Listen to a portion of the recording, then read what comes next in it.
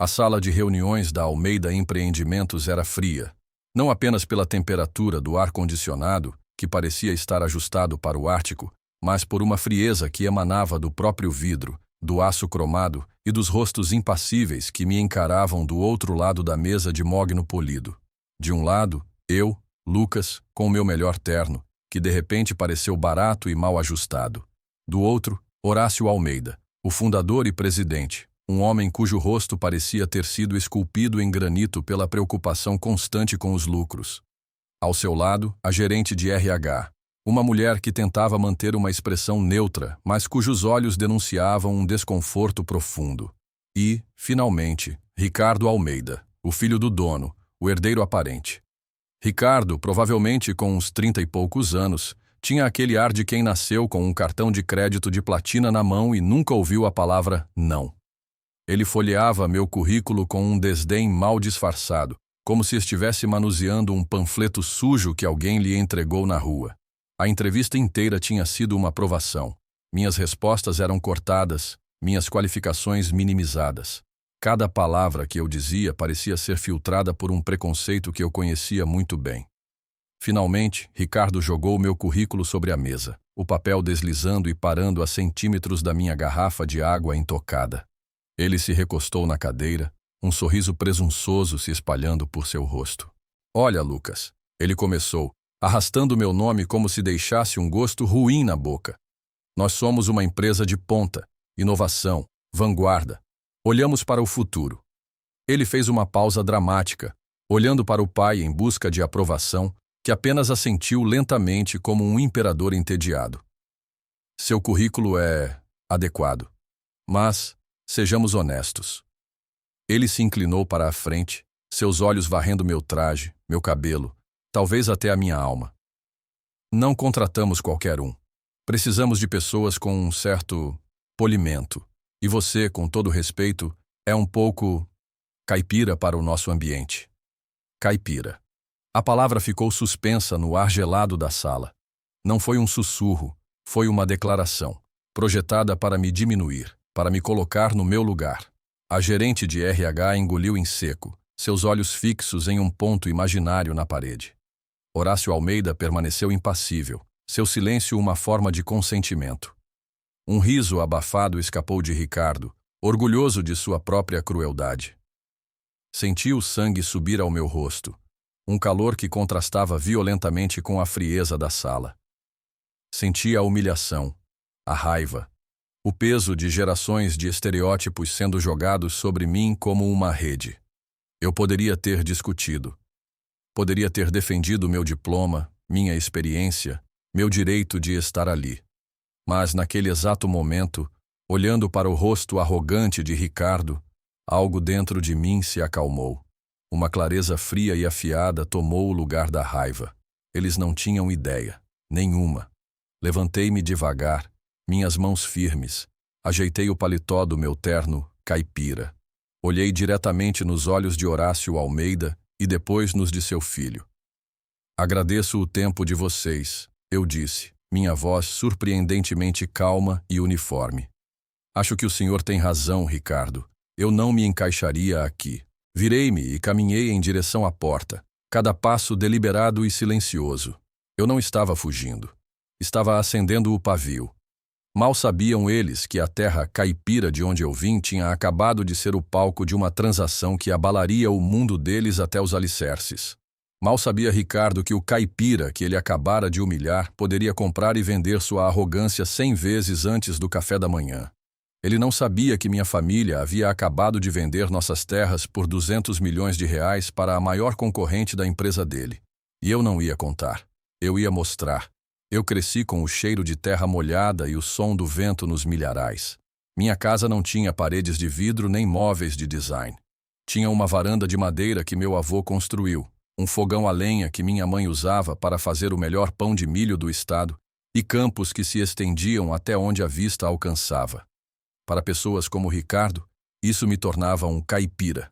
Para mim, isso me tornava rico de uma forma que ele nunca entenderia. Meu pai, Mateus, era um homem forjado pelo sol e pelo trabalho duro. Suas mãos eram grossas e calejadas, mas seu toque era gentil. Ele não falava muito, mas quando o fazia, suas palavras tinham o peso da terra que ele cultivava. Ele me ensinou sobre ciclos, sobre paciência, sobre o respeito que se deve ter pelo que te alimenta. A terra não se importa com o seu sobrenome, filho, ele costumava dizer. Ela só se importa com o seu suor. Nossa fazenda, a fazenda Água Clara, estava na família há 5 gerações. Não era apenas um negócio, era nosso legado. Cada árvore plantada, cada cerca erguida, cada colheita era um capítulo da nossa história. Eu cresci correndo por aqueles campos, aprendendo a dirigir o trator velho antes mesmo de ter idade para ter uma carteira de motorista. Eu conhecia o solo, as estações, os segredos que a terra sussurrava para quem soubesse ouvir. Mas meu pai também acreditava em educação. Ele não queria que eu ficasse preso a uma única opção. O mundo é maior que esses campos, Lucas. Ele me disse quando eu terminei o ensino médio. Vá aprender sobre ele. Traga esse conhecimento de volta. Faça a nossa terra ser mais forte. E eu o fiz. Fui para a capital e me formei em engenharia agronômica. Aprendi sobre gestão, tecnologia, mercados globais.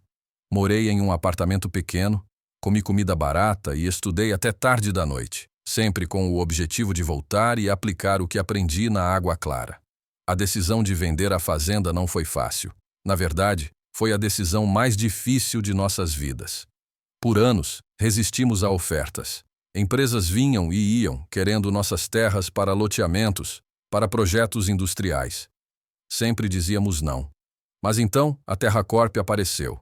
A TerraCorp era uma gigante global de agronegócio e energia sustentável. Eles não queriam construir um condomínio. Eles tinham um plano visionário, o Projeto Aurora, para criar o maior centro de pesquisa em agricultura sustentável da América Latina.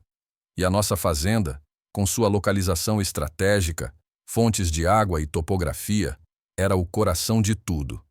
A oferta deles foi astronômica, quase surreal. 200 milhões de reais. Passamos semanas em agonia. Meu pai caminhava pelos campos ao anoitecer, conversando com a terra como se despedisse de um velho amigo. Minha mãe chorava silenciosamente na cozinha. Não era pelo dinheiro, era pelo fim de uma era. No final, foi a visão da TerraCorp que nos convenceu. Eles não iam pavimentar nosso legado, iam transformá-lo em algo novo, algo que poderia beneficiar o mundo. Eles queriam que minha família fizesse parte da transição, que eu atuasse como consultor. A venda foi concluída há apenas 1 mês, de forma discreta. Sabíamos que, quando a notícia se tornasse pública, mudaria tudo para nós. Foi por isso que fui àquela entrevista. Eu queria algo para mim. Antes que o mundo soubesse do dinheiro, antes que as pessoas começassem a me tratar de forma diferente, eu queria provar a mim mesmo que podia conseguir um emprego por mérito próprio. A vaga na Almeida Empreendimentos parecia perfeita, gerente de projetos de expansão agrícola. Ironicamente, eles estavam planejando um grande projeto Fronteira Verde e buscavam adquirir terras na nossa região. Eu conhecia aquela área como a palma da minha mão. Eu era mais do que qualificado. Eu era o candidato ideal. Eu não mencionei a venda da fazenda no meu currículo ou na entrevista. Eu não queria que o dinheiro falasse por mim. Eu queria que minhas habilidades, minha educação e minha paixão pela terra falassem. Mas tudo o que Ricardo Almeida ouviu foi meu sotaque. Tudo o que ele viu foi um par de mãos que conheciam o trabalho manual e um terno que não era de grife. Enquanto eu dirigia para longe do prédio espelhado da Almeida Empreendimentos, a palavra caipira ecoava em minha mente.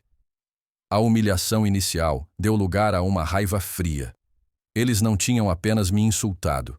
Eles haviam insultado meu pai, meu avô e todas as gerações que vieram antes de mim. Eles haviam cuspido em séculos de trabalho duro e resiliência. A arrogância deles era espantosa.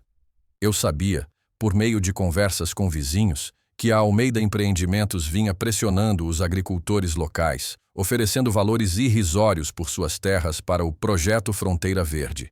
Eles contavam com o desespero e a falta de informação para construir seu império às custas de pessoas boas e trabalhadoras. Eles viam todos nós como caipiras a serem explorados. Foi então que o ponto de virada aconteceu.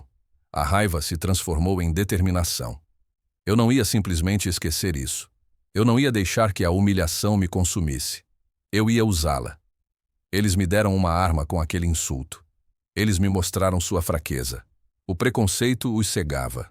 Eles estavam tão ocupados olhando para o meu terno que não conseguiram ver o tabuleiro de xadrez em que estavam prestes a levar um xeque-mate. Aquele não era mais um sentimento de basta.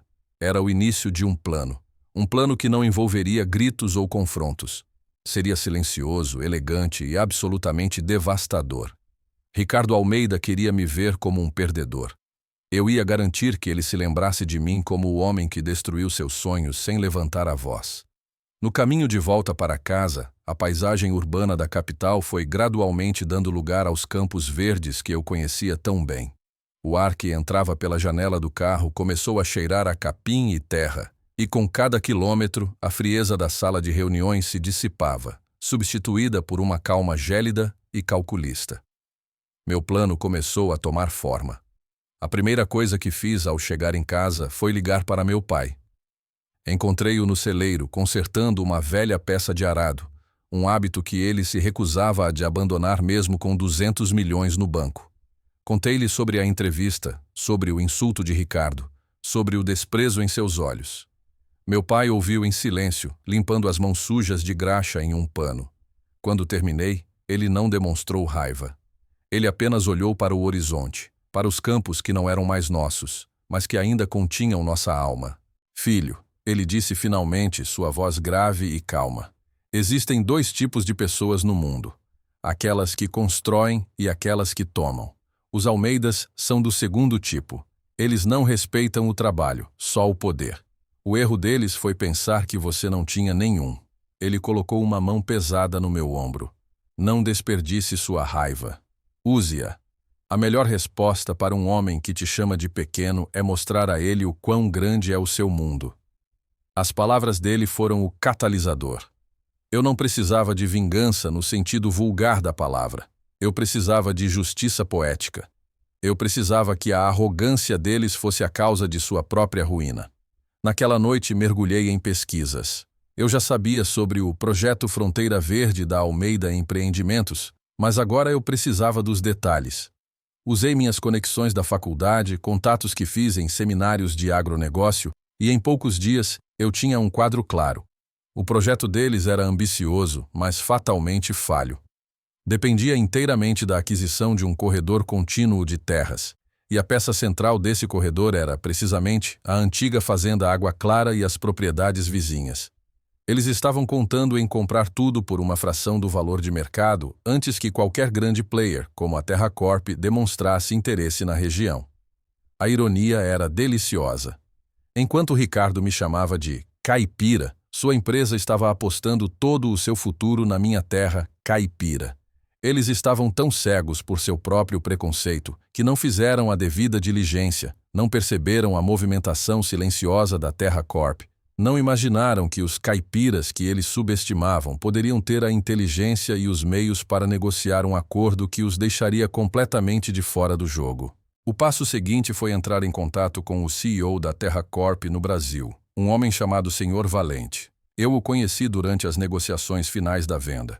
Ele era um executivo afiado, mas tinha um respeito genuíno pela terra e pela nossa história familiar. Agendei uma reunião sob o pretexto de discutir os próximos passos da minha consultoria na transição. Na reunião, depois de cobrirmos os pontos oficiais, mencionei casualmente a Almeida Empreendimentos e seu projeto Fronteira Verde. Curioso, disse o Sr. Valente, erguendo uma sobrancelha. Recebemos alguns relatórios sobre a agressividade deles na região, tentando intimidar os pequenos proprietários pelo que ouvi. Eles acreditam que a região é subdesenvolvida e as pessoas, simples, respondi, escolhendo minhas palavras com cuidado. Eles subestimam o potencial daqui, e as pessoas. Um erro caro de se cometer, disse o Sr. Valente com um leve sorriso. Eles não sabem sobre nós, é claro. Não, eu disse. Eles não sabem. Foi quando eu plantei a semente. Sr. Valente, a Terra Corp está planejando um evento de lançamento para o projeto Aurora, correto? Para anunciar o investimento à imprensa e aos stakeholders? Sim, em algumas semanas. Um grande baile de gala beneficente. Por quê? Eu tenho uma sugestão, eu disse, e comecei a delinear meu plano. um plano que transformaria um evento corporativo em um palco para a humilhação pública e silenciosa dos Almeidas. O Sr. Valente ouviu atentamente, seu sorriso se alargando a cada detalhe. Quando terminei, ele estendeu a mão sobre a mesa. Sr. Lucas, ele disse. O respeito em sua voz era palpável. Será um prazer absoluto. Considere-se nosso convidado de honra. Afinal, você não é apenas um consultor. Você é a prova viva do potencial que eles não conseguiram enxergar. A escalada da tensão não era minha, era deles. Nos bastidores, eu sabia que os executivos da Almeida Empreendimentos estavam ficando cada vez mais frustrados. Os agricultores locais, fortalecidos pela notícia, ainda não pública, mas espalhada boca a boca, de que um dos seus havia fechado um negócio bilionário, pararam de atender suas chamadas. Suas ofertas agressivas foram recebidas com risadas. O projeto Fronteira Verde estava paralisado. Eu imaginava a fúria e a confusão no escritório de Horácio Almeida. E eu sorria. O clímax estava se aproximando. E eu não precisaria dizer uma única palavra. O grande baile de gala da Terra Corp foi exatamente como eu imaginei.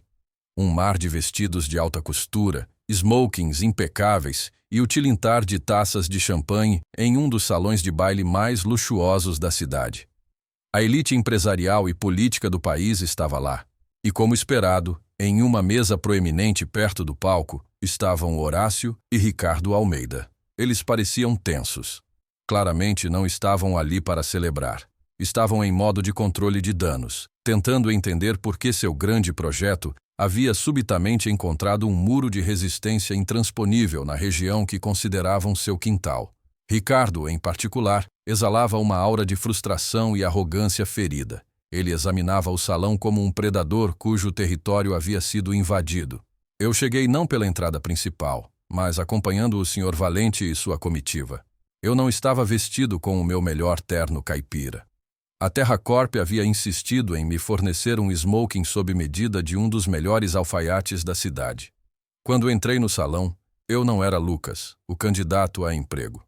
Eu era um convidado de honra, caminhando ao lado de um dos CEOs mais poderosos do país. Nossos olhos se cruzaram por um breve instante. Ricardo me viu. Vi um lampejo de confusão em seus olhos, seguido por um esgar de desprezo, como se ele não pudesse acreditar que o caipira que ele dispensou estivesse no mesmo ambiente que ele. Ele provavelmente presumiu que eu era um garçom ou um assistente de baixo nível. Ele se virou para o pai, sussurrou algo e os dois riram. Perfeito. Passei a primeira hora do evento circulando, sendo apresentado pelo Sr. Valente a ministros, banqueiros e outros titãs da indústria. Este é Lucas, o Sr. Valente dizia com um orgulho paternal. O homem cuja visão e herança familiar são a pedra angular do nosso projeto Aurora, um verdadeiro pioneiro. As pessoas apertavam minha mão com respeito, curiosas sobre a história por trás do novo e monumental investimento da Terra Corp. De relance, eu via os Almeidas observando, a confusão em seus rostos se aprofundando a cada aperto de mão que eu recebia. Finalmente chegou o momento do discurso principal. O Sr. Valente subiu ao palco. As luzes diminuíram. Um silêncio expectante encheu o salão. Senhoras e senhores, boa noite, começou Valente. Hoje, a Terra Corp não está apenas anunciando um investimento. Estamos anunciando o início de uma nova era para o agronegócio brasileiro. Uma era de sustentabilidade, inovação e, acima de tudo, respeito pelas raízes que nos sustentam. Ele falou sobre o projeto Aurora, detalhando os bilhões que seriam investidos, os empregos que seriam criados, a tecnologia de ponta que seria desenvolvida. Pude sentir a energia na sala mudar. Era um anúncio de proporções sísmicas. Então, ele chegou ao ponto crucial. Este projeto visionário só foi possível graças à parceria com uma família que entendeu o verdadeiro valor de sua herança. Uma família que, por gerações, nutriu a terra que agora se tornará o berço de inovações que alimentarão o futuro. Enquanto outras empresas tentavam tomar essa terra pela força ou pela astúcia, subestimando seu povo, e aqui ele fez uma pausa, seus olhos varrendo sutilmente na direção da mesa dos Almeida, nós escolhemos o caminho da parceria e do respeito. Horácio e Ricardo estavam pálidos. A menção de outras empresas foi um golpe direto. Eles sabiam que ele estava falando deles. A realização do que haviam perdido, da oportunidade que sua própria arrogância lhes custou, estava estampada em seus rostos. O projeto Fronteira Verde não estava apenas paralisado, estava morto e enterrado, e eles estavam assistindo ao seu funeral. Mas a humilhação final ainda estava por vir. Gostaria de pedir que se junte a mim no palco, continuou Valente, o homem que representa o espírito desta nova parceria. O herdeiro de um legado de trabalho duro e o visionário que nos ajudou a moldar o projeto Aurora. Por favor, uma salva de palmas para o Sr. Lucas. Quando meu nome foi anunciado, um holofote me encontrou. O salão irrompeu em aplausos. Caminhei lentamente para o palco, meus passos firmes no carpete macio. No momento em que subi, meus olhos encontraram os de Ricardo. O desprezo havia desaparecido. A arrogância havia se desfeito. O que restava era puro, absoluto e delicioso choque. A mandíbula dele estava literalmente caída.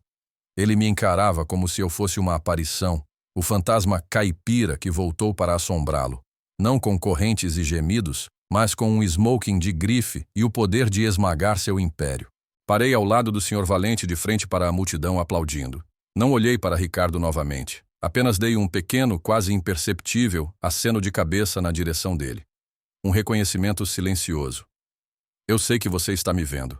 E sei que você entende. Foi o checkmate mais silencioso e satisfatório que eu poderia imaginar. A justiça não foi apenas feita, ela foi poeticamente servida, fria e em um palco grandioso, para que todo o seu mundo visse. Deixar o palco sob aplausos foi uma experiência surreal. Eu não fiz um discurso. Apenas sorri, apertei a mão do Sr. Valente novamente e voltei para o meu lugar, deixando os Almeidas para se afogarem em seu próprio choque e humilhação. Eles não ficaram muito tempo depois disso. Vi-os sair discretamente, suas posturas antes imponentes agora encurvadas pela derrota. Ricardo nem sequer olhou na minha direção ao sair. Ele não conseguia. Nos dias que se seguiram, a notícia do projeto Aurora e da parceria da Terra Corp com a misteriosa família de agricultores dominou os jornais de negócios. A Almeida Empreendimentos e seu fracassado projeto Fronteira Verde tornaram-se uma nota de rodapé, um exemplo de má estratégia e arrogância. Eu não encontrei prazer na ruína deles, mas sim na correção do equilíbrio. A humilhação que senti naquela sala de reuniões fria foi vingada não pelo ódio, mas pela simples revelação da verdade. Eles não me viam como igual, e o universo conspirou para me colocar em uma posição de poder tão esmagadora que eles não podiam mais me ignorar. Meu caminho mudou depois daquele evento. Recusei um cargo executivo na Terra Corp. O mundo corporativo, com sua frieza e jogos de poder, não era para mim. Em vez disso, usando uma parte dos lucros da venda, criei a Fundação Água Clara. Nossa missão é fornecer assessoria jurídica e financeira para pequenos agricultores, protegendo-os de empresas predatórias como a de Almeida e garantindo que eles recebam um valor justo por suas terras e seu trabalho. Eu estava usando o poder que eles não achavam que eu tinha para proteger as pessoas que eles tentaram explorar. Meu pai ficou imensamente orgulhoso. Você não apenas trouxe o conhecimento do mundo de volta, filho, ele me disse com os olhos marejados. Você trouxe de volta a justiça. Cerca de um mês depois, recebi um telefonema de um número desconhecido. Atendi, e a voz do outro lado era hesitante, quase irreconhecível. Era Horácio Almeida. Ele começou a se desculpar, falando sobre mal-entendidos e erros de julgamento de seu filho. Eu o deixei falar por um minuto e depois o interrompi, com a mesma calma que usei ao sair de sua sala de reuniões. Senhor Almeida, não há nada a ser discutido. O senhor e seu filho me deram uma lição valiosa. Algumas pessoas só veem o que querem ver. Agradeço por isso. Agora, se me der licença, tenho agricultores para ajudar. Desliguei antes que ele pudesse responder. Eu nunca mais tive notícias deles. Minha vida agora é dedicada ao que sempre amei, a terra e seu povo. Não de um trator, mas de uma posição onde posso garantir que o suor e o trabalho duro sejam respeitados, não ridicularizados. O dinheiro não mudou quem eu sou. Ele apenas amplificou os valores que aprendi naqueles campos, naqueles dias de sol e chuva. Eles me chamaram de caipira, um homem da terra, como se fosse um insulto. No final, eles estavam certos. Eu sou um homem da terra, e minha terra, minhas raízes, provaram ser muito mais fortes e valiosas do que o império de vidro e aço deles jamais seria. O que você faria se fosse humilhado com base em sua origem? Você acredita que a melhor vingança é realmente viver bem e provar que seus detratores estavam errados? Deixe sua opinião nos comentários. Quero muito saber o que você pensa sobre essa história. Se você gostou, por favor, clique no botão curtir para nos mostrar seu apoio. E não se esqueça de se inscrever no canal. Assim você não perde nenhuma história emocionante que postamos diariamente aqui. Deixe também um comentário com uma classificação de 1 a 10 para nos dizer o quanto você gostou, pois isso me ajuda a trazer mais vídeos que sejam interessantes para você. Recomendo também que assista ao vídeo que está aparecendo agora na sua tela. Até breve. M.